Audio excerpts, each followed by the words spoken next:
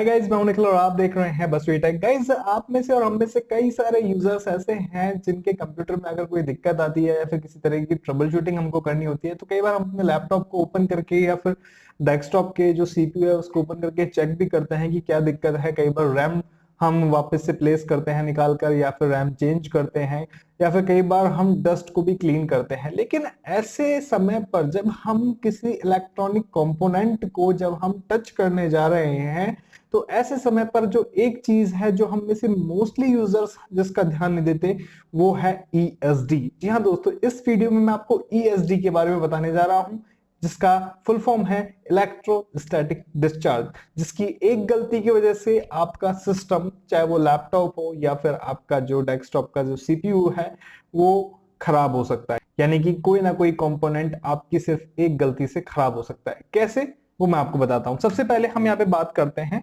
इस तरीके के सिंबल की। मोस्टली जगह आपको जब भी आप एक प्रोफेशनल ट्रेनिंग लेंगे किसी हार्डवेयर को टच करने के लिए या फिर हार्डवेयर को रिपेयर करने के लिए, तो आपको वहां पर इस तरीके का जो लेबल है वो जरूर देखने को मिलेगा। Attention, observe precaution for handling electrostatic sensitive device. Electrostatic sensitive device क्या होती है? जितने भी माइन्यूट आप कंपोनेंट देखते हैं अपने मदरबोर्ड पे, जो सीपीयूएस के मदरबोर्ड पे, उसे ही हम इलेक्ट्रोस्टैटिक सेंसिटिव डिवाइस कहते हैं।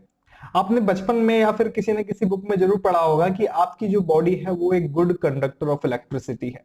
ठीक है, यानी कि आपकी बॉडी में एक इलेक्ट्रिसिटी जनरेट होती है टाइम टू टाइम। आपने कई बार देखा भी होगा जब हम हाथ को रब करते हैं या फिर किसी और तरीके से जब हम किसी वुलन सरफेस से रब करते हैं, या फिर किसी भी तरीके से हमारी बॉडी में कई बार इलेक्ट्रिसिटी जनरेट होती है। और कई बार जब हम किसी दूसरे सामने वाले पर्सन को छूते हैं तो कई बार हमारी बॉडी में झटका भी लगता है। आपने करंट फील किया होगा। तो अगर यही झटका, अगर यही करंट अगर उन माइन्यूट कंपोनेंट पर अगर लग जाता है तो कई बार वो कंपोनेंट तुरंत with in a fraction of second खराब भी हो जाते हैं।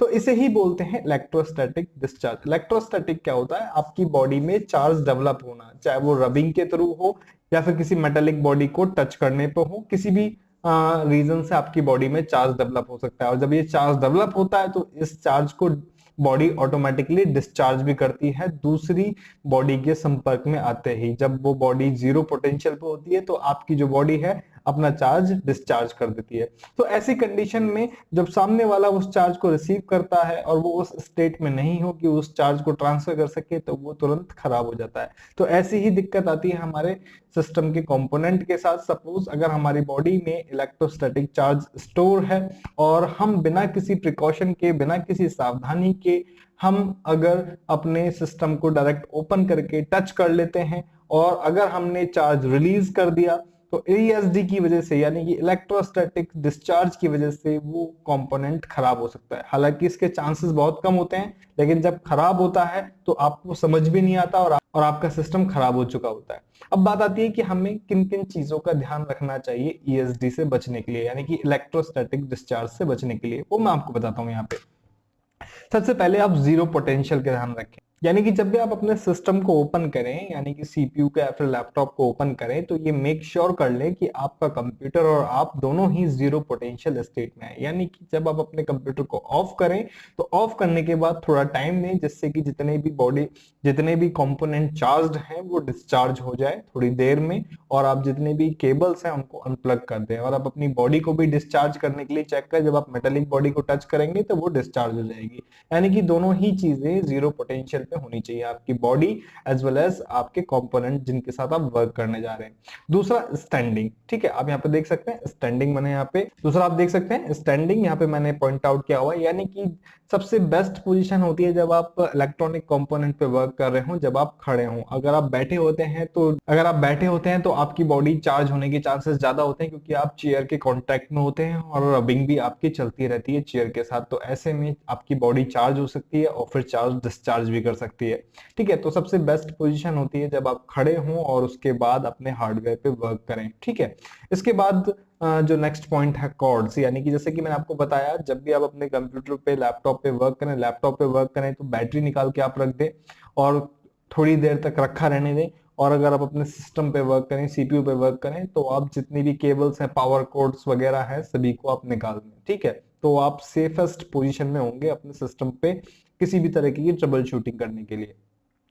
इसके बाद क्लॉथ्स की बात आती है। वुलन क्लॉथ्स को आप अवॉइड करा करें जब भी आप अपने सिस्टम को ओपन करने के बारे में सोच रहे हैं, क्योंकि वुलन क्लॉथ सबसे ज्यादा चार्ज जनरेट करते हैं, या फिर रेशमी जितने भी कपड़े होते हैं वो सबसे ज्यादा चार्ज ट्रांसफर करते हैं, चार्ज डेवलप करते हैं, तो आप उनको अवॉइड करें। इसके बाद वेदर, कुछ वेदर कंडीशन भी है, जैसे सपोज इलेक्ट्रिकल स्टॉर्म्स आते हैं, यानी कि बिजली कड़कड़ाती है, तो ऐसी कंडीशन में अवॉइड करें आप अपने सिस्टम पे वर्क करने से, यानी कि सिस्टम को ओपन करने से।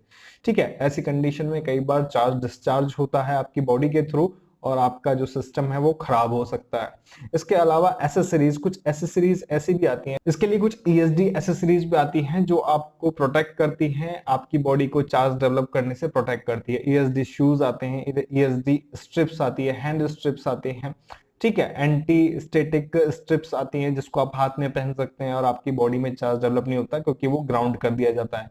जब हम अपनी कंपनीज में काम करते थे, यानी कि रिक्सन जैसी कंपनीज में जब हम वर्क करते थे, तो हमें वहां पर इस तरह की जब हम बोर्ड्स पे वर्क करते थे तो हमें इस तरीके की किट्स का यूज करना पड़ता था, जिससे कि किसी तरह की चार्ज डिस्प्लेसमेंट ना हो, चार्ज डिस्चार्ज ना हो। ठीक है, इसलिए इन चीजों को आप यूज कर सकते हैं। प्रोफेशनल वे में यूज कर रहे हैं तो आप इन चीजों को खरीद भी सकते हैं, अदरवाइज आप जो मैं इससे पहले की जो चीज आपको बता रहा हूँ आप उनका ध्यान रखें। इसके बाद आती है सरफेस की। आपका जो प्रोडक्ट है, यानी कि आपका जो हार्डवेयर है, किस तरह की सर्विस पर रखा है। सबसे बेस्ट सरफेस मानी जाती है कि वुडन टेबल पे आपका जो हार्डवेयर रखा हो, यानी कि सीपीयू या फिर जो लैपटॉप है उस पर रखकर फिर आप वर्क कर रहे हैं। ठीक है, यानी कि इंसुलेटर डिवाइस पे आपका जो हार्डवेयर है वो रखा हो, उस पर रख के आप वर्क कर रहे हैं, तो चार्ज ट्रांसफर के जो चांसेस है वो कम रहते हैं। तो ये कुछ पॉइंट्स हैं जो आपको ध्यान रखने चाहिए अगर आप अपने कंप्यूटर पे सीपीयू को ओपन करके कुछ उसमें ट्रबल शूटिंग करना चाह रहे हैं, या फिर लैपटॉप को ओपन करके कुछ ट्रबल शूटिंग करना चाह रहे हैं, कुछ और गड़बड़ ना कर बैठे। इसलिए मैंने आपको आज ईएसडी के बारे में बताया, क्योंकि काफी सारे कमेंट्स मेरे पास आते हैं और काफी सारी ट्रबल शूटिंग ऐसी भी चलती है कि हमें अपने सीपीयू को ओपन करने की जरूरत पड़ती है या फिर लैपटॉप को ओपन करने की जरूरत पड़ती है। तो ऐसे में ईएसडी का आप विशेष तौर से ध्यान रखें, क्योंकि कई बार ऐसे केसेस देखने को मिलते हैं कि आपकी बॉडी ने चार्ज डिस्चार्ज किया और सामने जो कंपोनेंट है वो खराब हो गया, और फिर आपका जो कॉस्ट है वो और ज्यादा बढ़ गया। कोई आईसी फूक गई या फिर कोई ट्रांजिस्टर गया, तो आपका कॉस्ट जो है, जो आप ट्रबल शूटिंग नॉर्मली कर सकते थे, वो आपका 1,500-2,000 रुपए आपका जो कॉस्ट लग जाएगी उसमें। तो गाइज आई होप कि ईएसडी के जो बारे में इंफॉर्मेशन है वो आपके लिए एक नई इंफॉर्मेशन होगी, एक प्रोफेशनल इंफॉर्मेशन है, इसलिए मैंने आपके साथ शेयर की, और आपको पता भी होना चाहिए, क्योंकि अगर आप कंप्यूटर या फिर लैपटॉप जैसी डिवाइसेस यूज कर रहे हैं तो आपको इन चीजों के बारे में पता होना चाहिए। इन्फॉर्मेशन अच्छी लगी हो, वीडियो अच्छा लगा हो तो लाइक कीजिएगा, कमेंट करके बताइएगा कि आपको इन्फॉर्मेशन कैसी लगी। मिलते हैं नेक्स्ट वीडियो में नई जानकारी के साथ, तब तक के लिए धन्यवाद। जय हिंद।